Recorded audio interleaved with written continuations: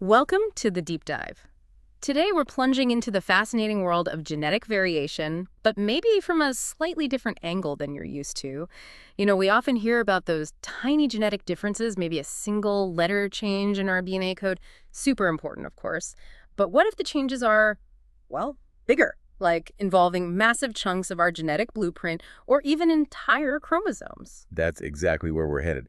Sometimes the most impactful variations aren't these small tweaks, but really significant structural or numerical shifts in the chromosomes themselves. And these big changes, they're not just errors, right? They're actually critical for evolution. Absolutely. Critical for evolution, and they have, huge relevance in medicine, even in agriculture. It's quite surprising. So our mission today is to explore how these larger scale changes happen, how scientists can even see them, and what they mean, the good, the bad, and the evolutionarily interesting. Okay, let's unpack this. Maybe start with the basics. How do geneticists even get a look at these incredible structures? Right, that's the job of cytogeneticists. Think cell geneticists. Yeah. They're the scientists who actually study chromosomes under the microscope. And they start by figuring out the baseline for each species. Like humans, we typically have 46 chromosomes in our somatic cells, right? 23 pairs. Okay. But a fruit fly, only 8 chromosomes. Mm-hmm. Or corn, that's 20. So it varies a lot. 26 chromosomes in humans. That sounds like a lot to keep track of just by looking down a microscope. How do they tell them apart? Yeah, it is. They use 3 main features. Yeah. First is the centromere location. That pinched in part. Exactly, that constricted region. And based on where it sits, we get 4 types. Metacentric is near the middle. So metacentric is a bit off-center, so you get distinct short arms. We call those P arms and long Q arms. E and Q. Then acrocentric, where it's way off-center with tiny little P arms. Mm-hmm. And finally, telecentric, where the centromere is basically right at the end. The P arm is almost gone. Got it. Centromere location. What else? Size. That's pretty straightforward. Chromosomes are generally numbered by size, largest first. So human chromosomes, 1, 2, 3. They're the big ones. And the smallest. 21 and 22 are the smallest autosomes. Mm. The sex chromosomes, X and Y, they're kind of the exception to the strict size numbering.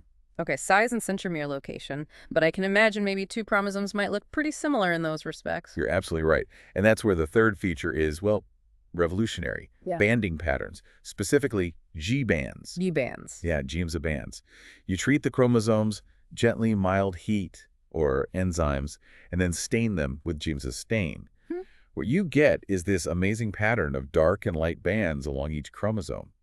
The dark bands are thought to be regions where the DNA is more tightly packed. Oh, okay. What's fascinating here is how unique these G bands are. Seriously, they're like a barcode for each chromosome. A barcode. I like that analogy. It really fits.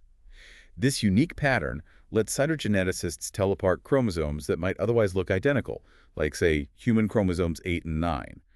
Very similar size and centromere, but different barcodes. So it's not just about identification, then it does more. Oh, much more. Banding is crucial for spotting changes in chromosome structure. Rearrangements, missing bits, extra bits, they often jump out when you look at the banding. Makes sense. And interestingly, it's also used to look at evolutionary relationships. Comparing banding patterns between species can tell us a lot about how closely related they are. Similar patterns suggest shared ancestry. Okay, so we have the blueprint, the barcode. Yeah. We know how to identify these structures, but the blueprint isn't always perfect, right?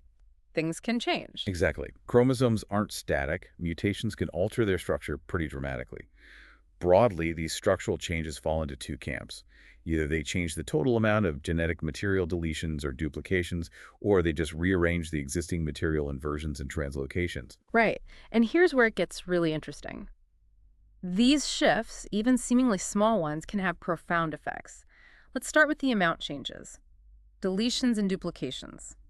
What happens when stuff goes missing? Okay, so a deletion, sometimes called a deficiency, means a segment of a chromosome is just gone. How does that happen? Usually a chromosome break. If there's one break near the end, that terminal piece can be lost.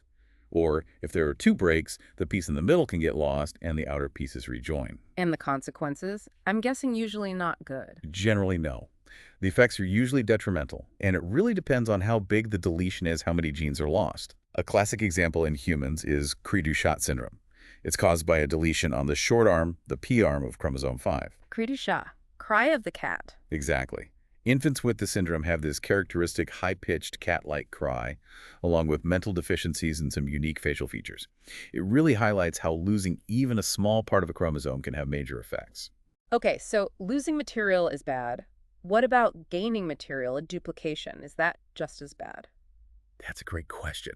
A duplication is when a section of a chromosome gets repeated, so you have an extra copy of some And genes. then the cause. Often, it's due to abnormal crossover events during meiosis. When homologous chromosomes exchange parts, sometimes they misalign, especially if they're repetitive sequences, and the exchange is unequal. One chromosome gets a duplication, the other gets a deletion. We call it non-allelic homologous recombination. Holdie swap. Okay. And the harm level compared to deletions. Generally, duplications tend to be less harmful than deletions of a similar size, but large duplications can definitely cause problems. For example, there's a nerve disorder, Charcot-Marie-Tooth disease type 1A, caused by a small duplication on chromosome 17. Okay. But here's the kicker, and this is really important evolutionarily. Duplications are incredibly important as raw material for creating new genes. Ah, so they can actually be beneficial in the long run. That's fascinating. Precisely. Think about it. You have an extra copy of a gene. The original can keep doing its job, while the duplicate copy is free to accumulate mutations over time.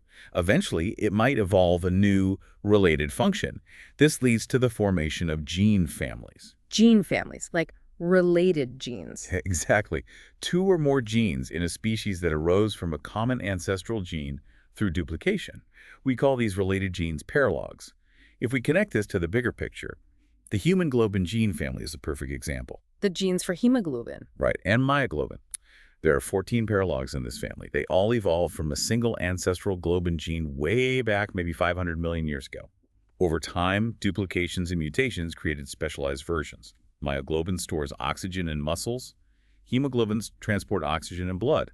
And we even have different hemoglobins expressed at different life stages, embryonic, fetal, after birth, each optimized for oxygen needs at that time. Wow. So duplications, which sound like mistakes, are actually engines of innovation for evolution. That's a great way to put it. They provide the genetic fodder for new functions to arise. This relates to something I've heard about copy number variation. Is that similar? It is. Copy number variation, or CNV, refers to segments of DNA, typically 1,000 base pairs or larger, where individuals within the same species commonly have different numbers of copies. So it's normal for us to have different copy counts for certain DNA stretches. Yeah, it's surprisingly common. Estimates range, but maybe 0.1% to 10% of animal and plant genomes consist of these CNVs. Between any two unrelated humans, there's about a 0.4% difference just due to CNVs. Where do they come from? They can be inherited, or they can arise as new mutations, often through those same mechanisms like non-allelic homologous recombination, or maybe errors during DNA replication. And do they matter? Phenotypically. Often there's no obvious effect, but the research is increasingly linking CNVs to susceptibility for certain conditions, things like schizophrenia, autism, learning disabilities.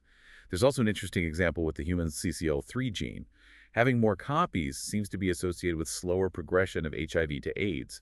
So yes, they can definitely have phenotypic consequences. Okay, so we have these deletions and duplications happening. How do scientists actually find them, especially, say, in cancer cells where these changes might be really important clues? Right. Detection is key. A really powerful technique developed back in the 90s by Ann Kaliemi, Daniel Pinkel, and their colleagues is comparative genomic hybridization, or CGH. CGH, how does that work? Sounds complicated. It's actually quite clever. You take DNA from your test sample, let's say cancer cells, and label it with a green fluorescent dye. Okay. Then you take DNA from normal, healthy cells and label it red. Green for cancer, red for normal. Got it. You mix equal amounts of these labeled DNAs, denature them so the strands separate, and then you apply this mixture to a slide containing normal metaphase chromosomes. Like a reference set. Exactly. The labeled DNA fragments then hybridize or bind to their matching locations on these normal chromosomes. And then you look under a microscope. A fluorescence microscope, yes. And you analyze the ratio of green to red fluorescence along each chromosome. Ah, so if there's more green than red in a region. That means that region was duplicated in the cancer cells. The ratio will be greater than 1. And if there's less green than red? That indicates a deletion in the cancer cells. The ratio will be less than 1. If the ratio is 1, then that region is present in the same amount in both samples. So you can map out exactly where the duplications and deletions are in the cancer genome. Precisely. For example, you might see chromosome 1 glowing brightly green indicating a large duplication with a ratio of maybe 2. And maybe parts of chromosomes 9, 11, 16 glow more red, showing deletions with a ratio around 0.5. It gives you a genome-wide view of these copy number changes. That's incredibly powerful, especially for understanding diseases like cancer. It's like getting a high-res map of the damage. It really is a vital tool. Okay, so we've covered missing pieces and extra pieces. Now, what about changes that just rearrange the furniture, so to speak, keeping all the genetic material but shuffling its order? Inversions and translocations, right? That's right. Let's start with inversions. Here, a segment of a chromosome gets flipped end to end. Flipped. Imagine a chromosome breaks in 2 places. The piece in between gets turned 180 degrees and then reinserted. Are there different kinds? Yes. It depends on whether the centromere is involved. If the inverted segment includes the centromere, it's the pericentric inversion. If the inversion happens entirely within one arm, excluding the centromere, it's paracentric. Does having an inversion usually cause problems for the person carrying it? Usually no direct phenotypic effect, because they still have all the same genes, just in a different order. But problems can arise if one of the breakpoints happens right in the middle of a vital gene that can disrupt it. Or sometimes just changing a gene's location can alter its expression. That's called a position effect. What about having one normal chromosome and one with an inversion, like being heterozygous for it? That's where the main issues often arise, especially during meiosis, when gametes are formed.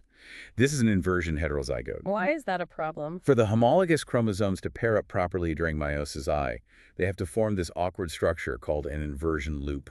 A loop. Now, if crossing over that exchange of genetic material happens within that inversion loop, things get messy. Messy. You end up producing highly abnormal chromosomes. Some will have deletions and duplications. Some might lack a centromere entirely, AL-centric. Others might end up with 2 dicentric. These often lead to bridges or fragments that get lost. So the resulting gametes Are often inviable. Or, if they do lead to offspring, the offspring usually have severe abnormalities. This is why inversion heterozygotes often have reduced fertility. Right, that makes sense. Okay, so inversions flip segments. What about translocations? That sounds like moving pieces between different chromosomes. Exactly. A translocation occurs when a piece of one chromosome breaks off and attaches to a different non-homologous chromosome, or sometimes even to a different part of the same chromosome. What stops chromosomes from just sticking together randomly? Our chromosomes have protective caps called telomeres at their ends. They're like the plastic tips on shoelaces, preventing fraying and sticking. But if a chromosome breaks, the broken end lacks a telomere and becomes reactive, meaning it can stick to other broken ends. So how do translocations happen? Breaks and faulty repairs. That's one way. If multiple chromosomes break simultaneously, the repair machinery might stitch them back together incorrectly. Another way is through improper crossing over between non-homologous chromosomes, which shouldn't normally happen. Are there different types here too? Yeah, the main distinction is simple versus reciprocal. A simple translocation is when one piece moves from one chromosome to another.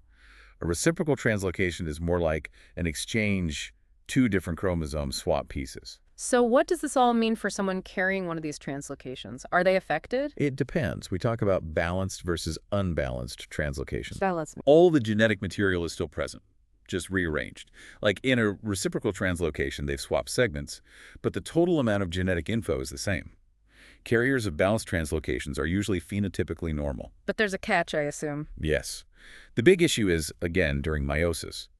Carriers of balanced translocations are at high risk of producing unbalanced gametes. Meaning gametes with extra bits of one chromosome and missing bits of another. Precisely. Duplications and deletions. And if these unbalanced gametes are involved in fertilization, it often leads to miscarriage or offspring with significant phenotypic abnormalities. Is there a well-known example of this? Yes, familial Down syndrome. It's different from the more common type caused by having 3 copies of chromosome 21. Familial Down syndrome results from a specific type of balanced translocation called a Robertsonian translocation. It involves 2 specific types of chromosomes, acrocentric ones, which have very short P arms. Typically, it's between chromosome 14 and chromosome 21. They break near their centromeres, and the long arms fuse together, creating one large chromosome. The tiny short arms are usually lost, but they contain very few genes, so the carrier is fine. But their gametes can be problematic. Exactly. Because of how that fused chromosome and the normal copies of 14 and 21 can segregate during meiosis, a carrier can produce gametes that effectively carry an extra copy of the long arm of chromosome 21.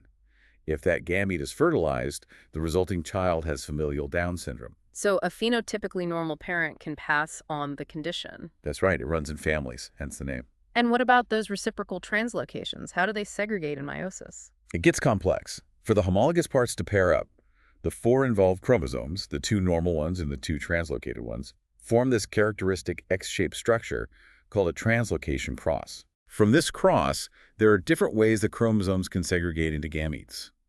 One way, alternate segregation, produces either normal gametes or gametes with the balanced translocation. These are generally viable. That's the good outcome. Yes. But the other ways, adjacent 1 and the very rare adjacent 2 segregation, lead to unbalanced gametes with duplications and deletions. These are the ones that cause problems. Leading to inviable offspring. Often, yes. This high frequency of producing inviable gametes is why carriers of reciprocal translocations are often described as having semi-sterility. Their fertility is reduced, but not zero. We've covered a lot on structural changes, missing extra rearranged pieces. Now let's shift gears a bit. What about changes in the total number of chromosomes? Not just pieces, but whole chromosomes or even entire sets. Right. This is a whole different category of variation. We divide this into 2 main types, aneuploidy and euploidy. Okay, let's tackle aneuploidy first. What is that exactly? Aneuploidy means having an abnormal number of particular chromosomes. So the total number isn't an exact multiple of the basic set.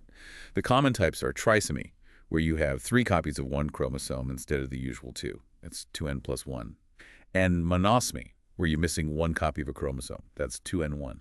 And the consequences, you mentioned earlier, they're often detrimental. Hugely detrimental, usually. Think about gene balance. If you have 3 copies of a chromosome, you might be making 150% of the proteins encoded by those hundreds or thousands of genes. If you have only 1 copy, maybe only 50%. This throws off the carefully orchestrated network of gene interactions needed for normal development and function. The imbalance is the problem. Which is why most are lethal. Exactly. It's estimated that about 50% of all spontaneous abortions in humans are due to aneuploidy. It's a major cause of pregnancy loss. Are there human aneuploidies that do survive? Yes, some do, particularly trisomies involving the smaller autosomes, which carry fewer genes, making the imbalance slightly less severe. Trisomy 21, which causes Down syndrome, is the most common. Trisomy 13, Patau syndrome, and trisomy 18, Edwards syndrome, also occur, but usually have more severe effects and shorter lifespans.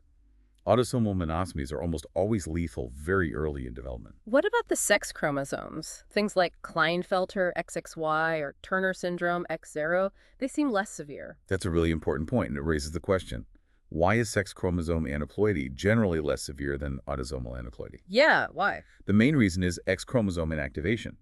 In individuals with more than 1 X chromosome, like XXY males or XXX females, all but 1 X chromosome get largely shut down and compacted into a structure called a bar body in each somatic cell. So it compensates for the extra X. It helps tremendously.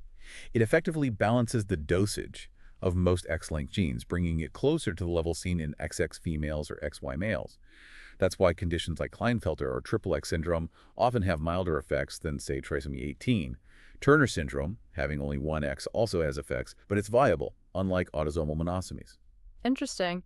And what about the link between maternal age and Down syndrome? Why does the risk increase as the mother gets older? That's a well-established correlation. The leading hypothesis relates to the age of the mother's eggs, or oocytes. How so? Human oocytes actually start meiosis before the female is born, but then they pause in prophase I for years, even decades, until ovulation triggers meiosis to resume. The idea is that the longer the oocytes are arrested in this state, the higher the chance that something goes wrong when meiosis finally restarts specifically. That the homologous chromosomes in meiosis fetus or sister chromatids in meiosis issue might fail to separate properly. This failure to separate is called non-disjunction. So older eggs have a higher risk of non-disjunction, leading to gametes with an extra chromosome 21. That's the prevailing theory, yes. The cellular machinery involved in chromosome segregation might become less efficient over time. Okay, that covers aneuploidy changes in individual chromosomes. What about euploidy? You said that's about whole sets. Exactly. Euploidy means having a chromosome number that is an exact multiple of the basic chromosome set, n. So diploid 2n is euploid. Triploid, 3N, tetraploid, 4N, etc., are also euploid. Organisms with 3 or more sets are generally called polyploid. Is polyploidy common in animals? In mammals, no. It's usually lethal early in development. Most animal species are strictly diploid. But there are exceptions. Some insects, like bees, wasps, and ants, are haplodiploid. The males develop from unfertilized eggs and are haploid N, while females develop from fertilized eggs and are diploid 2N. That's a natural variation. Any actual polyploid animals? Yes, some. It's found in certain fish, amphibians, and reptiles. For example, there are 2 species of gray tree frogs, Hyla chrysoceles and Hyla versicolor. They look identical, but one is diploid 2N and the other is tetraploid 4N. They even have different mating calls. Wow. And can parts of an animal be polyploid even if the whole organism isn't? Yes, that happens too. It's called endopolyploidy. Certain tissues within a diploid organism might contain polyploid cells. Human liver cells, for example, can be 3N, 4N, even 8Ns. It's thought this might help them produce large quantities of certain proteins. A really dramatic example is in the salivary glands of Drosophila fruit flies. Their chromosomes undergo multiple rounds of replication without cell division, forming giant polytene chromosomes, bundles of hundreds of identical DNA strands aligned together. Okay, so it happens in animals, but it sounds like plants are where polyploidy really takes off. Oh, absolutely. Polyploidy is incredibly common in plants. Estimates suggest 30–35% or even more of all fern and flowering plant species are polyploid, and it's hugely important in agriculture. Many of our major crops are polyploid. Bread wheat, for instance, is hexaploid, 6N. Cotton, potatoes, oats, peanuts. Many are polyploids. Why is it so beneficial for crops? Polyploid plants are often larger, more vigorous, and more adaptable than their diploid relatives. They might produce larger fruits, seeds, or flowers. This robustness is obviously desirable in agriculture. You mentioned seedless fruits earlier. Is that related to polyploidy? Yes, directly. This often happens with plants that have an odd number of chromosome sets, like triploids, 3N. Why are triploids usually seedless? Think about meiosis again. How do you evenly divide 3 homologous chromosomes into 2 daughter cells? You can't. The chromosomes segregate irregularly, leading to gametes that are highly aneuploid, missing some chromosomes, having extras of others. These unbalanced gametes are almost always inviable. So the plant can't reproduce sexually. It's sterile. And we take advantage of that sterility. Exactly. The common domesticated banana is triploid and sterile, no pesky seeds. Seedless watermelons are also triploids. It's also used in ornamental plants. Triploid marigolds, for example, put all their energy into producing flowers instead of seeds. As one seed catalog famously said, they bloom and bloom, unweakened by seed bearing. Huh. It's amazing how a reproductive failure from the plant's perspective becomes a prized trait for us. Nature's quirks turned into human convenience. So we've looked at all these variations, structural, numerical. Let's just quickly tie it all together. How do these changes actually happen at the cellular level, both naturally and sometimes experimentally? Okay, the fundamental cellular mistake underlying most changes in chromosome number is non-disjunction. We touched on this. The failure to separate properly? Right. If it happens during meiosis, meiotic non-disjunction, either homologous chromosomes fail to separate in meiosis second, or sister chromatids fail to separate in meiosis second. This produces aneuploid gametes, N+1 or N1. Very rarely, all chromosomes might fail to separate, complete non-disjunction, which could produce diploid gametes, potentially leading to a triploid offspring if fertilized by a normal haploid gamete. And it can happen after fertilization, too, in body cells. Yes, that's mitotic non-disjunction. If chromosomes fail to separate properly during mitosis in a developing embryo, it can lead to mosaicism. Mosaicism. Meaning the individuals are composed of patches of cells with different chromosome constitutions. For example, some cells might be normal, 2N, and others might be trisomic, 2N+1. The earlier it happens in development, the larger the patch of aneuploid cells. Chromosome loss during mitosis can also cause mosaicism. What about crossing different species? Can that cause chromosome changes? Yes, that can lead to organisms called alloploids, which contain chromosome sets from 2 or more distant species. If you cross 2 species, the hybrid might be an allodiploid, having 1 set from each parent.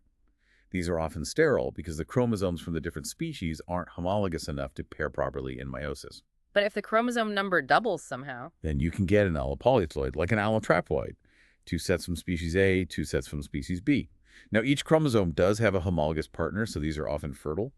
Many important plant species, including wheat, arose through this kind of interspecies hybridization, followed by chromosome doubling. And finally, can scientists induce these changes, particularly polyploidy in plants? Yes, they can, and they do, especially for agricultural benefit. How? A common method uses a chemical called colchicine. It's derived from the autumn crocus plant. What does colchicine do? It binds to tubulin, which is the protein building block of microtubules. Microtubules form the spindle apparatus that pulls chromosomes apart during cell division. By interfering with spindle formation, colchicine can induce non-disjunction. If you treat rapidly dividing plant cells, like in a seedling or a shoot tip, with colchicine, you can cause complete mitotic non-disjunction, where a diploid 2N cell replicates its chromosomes but fails to divide, resulting in a tetraploid 4N cell. And you can grow a whole plant from that cell. If that tetraploid cell continues to divide, it can form a sector of tetraploid tissue. Plant breeders can then take cuttings from this sector and propagate it asexually, or sometimes induce flowering and self-pollinate to create a new, stable, polyploid plant line, often with desirable traits like larger size. A practical application of understanding chromosome mechanics. Exactly, harnessing a natural process for human benefit. Well, this has been a truly fascinating journey through the world of chromosome variation. It's amazing to think about these large-scale changes, going beyond single-gene mutations.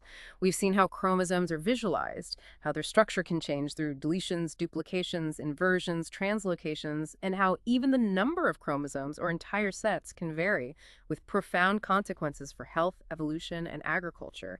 It really underscores the dynamic nature of our genomes. It absolutely does. And it really leaves you thinking, doesn't it? It raises an important question. How might our deepening understanding of these fundamental changes, how chromosomes break, rearrange, duplicate, or get lost, continue to drive innovation?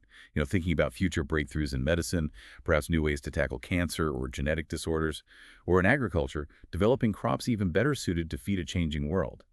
Where will this knowledge take us next? That's a fantastic question to ponder. It really highlights how fundamental this area of genetics is. Thank you so much for guiding us through this complex topic today, and thank you, our listeners, for joining us for this deep dive. We hope you found it as intriguing as we did.